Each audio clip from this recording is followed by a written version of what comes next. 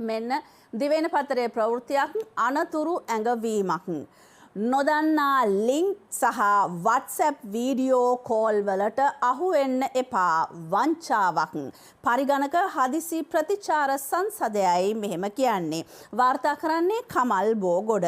කෙටි පණිවිඩ හෝ ඔන්ලයින් හරහා ලැබෙන නොදන්නා ලින්ක් ඔස්සේ පුද්ගලික තොරතුරු ලබා නොදෙන ලෙසත් පොලිස් නිලධාරීන් ලෙස පෙනී සිටිමින් සිදු කරන ව්‍යාජ රඟපෑම් වලට නොරැවටෙන ලෙසත් ශ්‍රී ලංකා පරිගණක හදිසි ප්‍රතිචාර සංසදය ජනතාවට දැනුම් දෙනවා. මේ වන විට කෙටි පණිවිඩ සහ ඔන්ලයින් ඔස්සේ ක්‍රෙඩිට් කාඩ් පත් අත්හිටවා ඇති බව සඳහන් පණිවිඩ එවමින් වංචාකාරී ලෙස මුදල් ලබා ගන්නා ජාවාරමක් ක්‍රියාත්මක වන බවට ශ්‍රී ලංකා පරිගණක හදිසි ප්‍රතිචාර සංසදයට පැමිණිලි ලැබිලා තියෙනවායි කියලා නිවේදනයක් නිකුත් කරමින් තමයි සඳහන් වෙන්නේ. කිසියම් සැක කටයුතු ක්‍රියාවක් හේතුවෙන් ක්‍රෙඩිට් කාඩ් පත අත්හිටවා ඇති බව සඳහන් කරමින් සහ ප්‍රසිද්ධ බැංකු කිහිපයක නම් සඳහන් කරමින් මෙම වංචාව සිදුවන බවත් ක්‍රෙඩිට් කාඩ් පත නැවත සක්‍රිය කර ගැනීමට නම් ජාතික හැඳුනුම්පත් අංකය ඇතුළු පුද්ගලික තොරතුරු එම කෙටි පණිවිඩයේ සඳහන් ලින්ක් එක හරහා